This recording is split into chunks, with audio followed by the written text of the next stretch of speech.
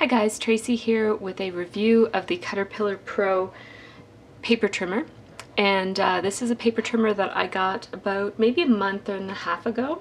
I'm not sure exactly when, but I've been using it for a while now, and so I wanted to give a review. This is going to be on my blog for my Fab Find Friday post for this week, but I'm going to put it on YouTube before that because I've had a number of people contact me asking me my opinion on this cutter, so I thought I'd just put it up as soon as possible because I think some people are thinking about getting it for Christmas. So I'm going to start by showing you the box that it comes in. It comes in a really sturdy, heavy box that it comes with a handle for carrying it, and you could easily like hang onto this box and use it for travel. Like if you go to crops and stuff, it's a great square, heavy box. So that's kind of handy to hold on to, and it shows you some of the features on the front of it. So it does have an illuminated cutting edge, it has a gear driven blade system for smooth snag free trimming, aluminum and steel construction for years of great performance, and then there are instructions on the back, and I'm going to show you what I think of it and how it works. So it is constructed of, I think that the base is aluminum, and then it does have steel on it as well. It's, you know, a fairly sturdy trimmer compared to, you know, like the plastic Fiskars one. This is what it looks like underneath. It does have rubber feet, and so it stays securely in the place that you put it, as long as you put it on a flat, even workspace. What I really love about this is the metal construction, because I've had some other paper trimmers that were made out of plastic, and I found that they sort of like they warped when you put pressure on them to, you know, as you moved your arm to cut it, it kind of bowed a little bit. I really like having a metal trimmer because I feel like it's sturdy, it's staying in its place. I'm not gonna, you know, change the shape of it. So that was really the feature that really brought me to this trimmer. I also like that it's 13 by 13 inch cutting surface, because my other trimmer, this Fiskars trimmer that's quite old now, it's called the tabletop, I don't know, the desktop rotary trimmer. And this is the one that seems to warp with time. This one only goes up to 8 1/4, and so if you're cutting things that are bigger than that, you need to use math, which is fine, but I don't really want to do math when I'm doing my scrapbooking hobby, so. Okay. So I like that it has a metal ruler. You can also add measurements at different places if you want to. So it comes with 2 ruler stickers that are clear, I'm guessing. They're probably on a white backing. And you can add these for, you know, to have markings anywhere that you think might be helpful. So if you're, you know, wanting to, I don't know, I think card makers, when I used to make cards, I was always cutting things the same sizes, and I was always kind of wishing that I had measurements going this way for some reason, so that might be, you know, something handy to have. I guess you'd probably go like that. Or you could put them like this as well. So, so these are handy to have, although I don't think I'll be using them.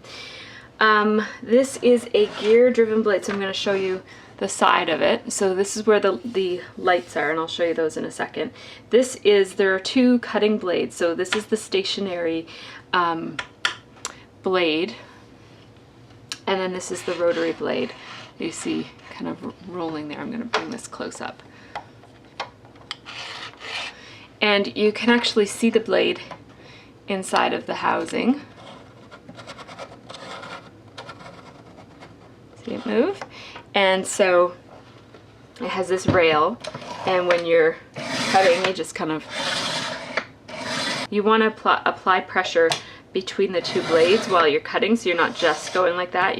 I kind of hold it like this so that my fingers go over the edge like that, and while I'm sliding it, I'm also applying pressure with these fingers like that. Now, this is not a trimmer that I would want to have in a room that I share with small children, because the blade is exposed right there. This blade is guaranteed. It never needs replacement according to the instructions. It should stay sharp, and it will actually, the more you use it, the sharper this surface will become, this stationary metal surface right here. I'm not touching it for a reason because it is a little sharp. So this will get sharper and sharper with use, and this blade will stay sharp as well with use.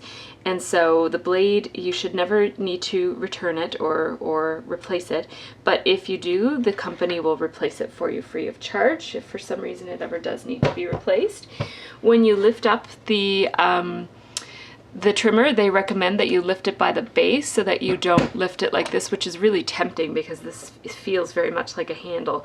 But I think if you do that, you might, the trimmer might come out of alignment over time if you're constantly moving it around, lifting it using this.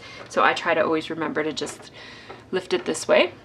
When I'm moving, I do move it because I keep it someplace different than where I work. So the thing that I wanted to mention is that, like every trimmer I've ever tried, when you're lining your paper up against this rail here, it will make it pretty straight, but not 100% straight. So what you want to do if you want a really, really, really precise cut is you want to make sure that you're using these lines as your basis. So let me zoom in here. So, you know, oftentimes when I'm cutting, I don't really care about precision so much, so I'm just gonna kind of put it against this and I'm gonna trim. But what I find is that if I want it super, super precise, I wanna line it up with one of these marks here and make sure that it's lined up that way. I'm gonna zoom out. So I line it up, and like I said, I usually just line it up against this, but if you want, if I was making a card or something that's really square that I need to have lined up, then I would do it the other way, and then you just kind of drag it that way. You can cut both directions, and you don't have to worry too much about your finger being in the way on this side, because on this side the blade is covered, right? It's only on this side over here that you might cut yourself. I mean, you wouldn't cut yourself, but I guess the risk of a child hurting themselves is a little bit greater. And this cuts a really smooth, clean cut, as you would expect. And I just want to show you just how tight this can trim. You know, when you're cutting apart those cut-aparts. So here's a little page of cut-aparts from the Allison Craft collection. And you know, when you're cutting these and you're kind of wanting to do a really precise job, I'm going to cut these, and oh, I cut them well. This trimmer is really, really good. Let's just say I'm going to cut this one not so well for a reason. So see how I was cutting this and I was left with that little edge that I don't really want on there. So this trimmer is great for that, and I'm going to show you something that you can do for really, really precise trimming. Is you can turn on this light and it casts the shadow, which you're not going to be able to see because of my video lights. I'm going to turn off my video lights, and I think you're still not going to be able to see it. I can see it, but I'm pretty sure that you can't, so I'll be right back. Oh, scrapbooking in the dark. Now I don't know, because I can't tell because of the way the screen is on my video camera, but I think you're going to be able to see a little bit better what I mean. I can see exactly where this is going to cut because, oh, where did my remote control go? Because of the shadow. Of course it was so dark that I couldn't see. I couldn't see the top side. So I cut that down so that it no longer has that showing on it. And this will cut, hang on, I gotta get my other light on.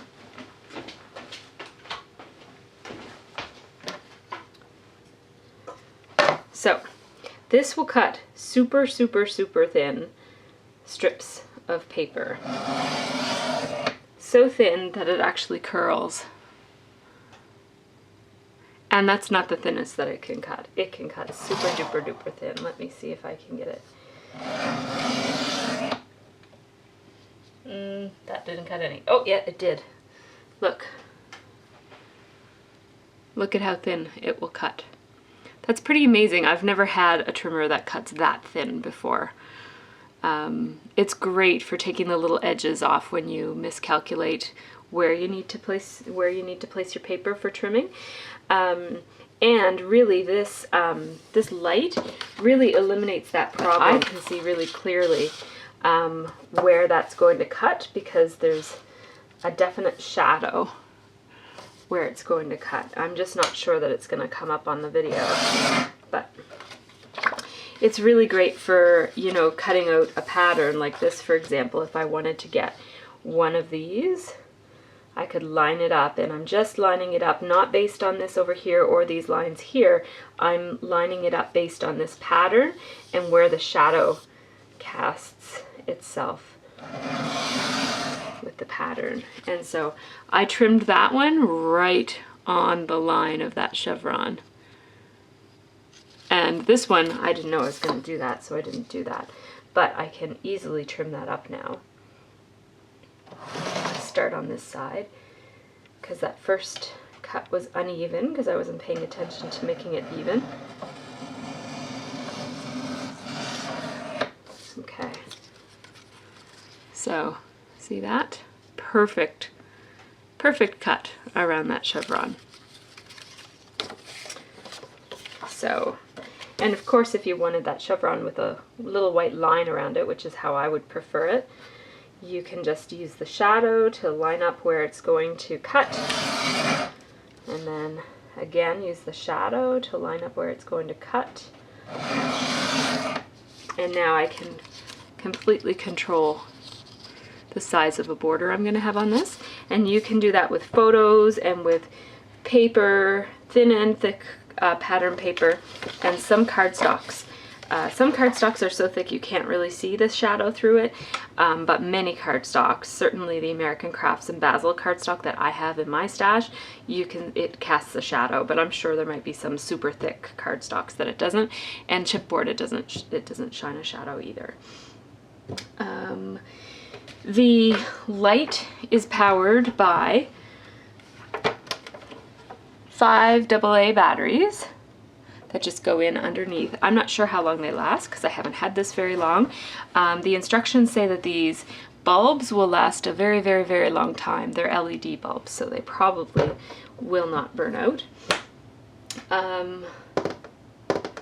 Also, this has a little storage drawer. That would be handy for if you are taking it to crops and you wanted to kind of keep your scraps, or even just the project that you're working on. This is a 12. It's a little bit better than 12 by 12, so it will store a 12 by 12 paper and a couple of other things, maybe embellishments in this sunken in drawer, and then the papers fit in the top.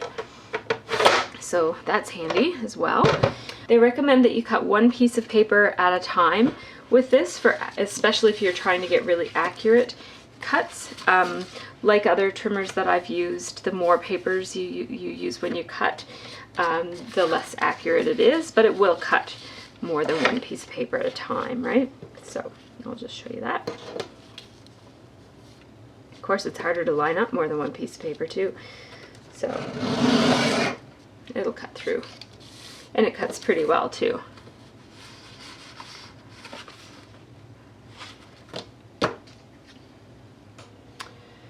So that is the Cutterpillar Pro trimmer. I have the newest version, which is available at their website. I will put the link in the information down below or beside, or wherever it is that you see it when you're, depending on what device you're using. I will put the link to the website that sells them, like the manufacturer. And I think you can get it in a few other places. If anybody wants to comment, I know that people, the version just under this one is on sale someplace right now. I don't know where. So if anybody knows about that, you can just put the information in a comment. And I'm having trouble commenting I'm having trouble replying to people's comments on YouTube. Sometimes I can and sometimes I can't. So if you have a burning question that you need an answer to, the best way to reach me is probably on Facebook until YouTube, well, I'm not really expecting YouTube to ever change what it's doing. So I guess for now, it's probably best to reach me through Facebook. And my Facebook link is over on the right-hand side of my blog. So my blog is linked in every one of my videos. Thanks so much for watching, everybody. And if you have any questions or comments, or if anything wasn't clear, just let me know, leave me a message, and I'll hopefully be able to reply.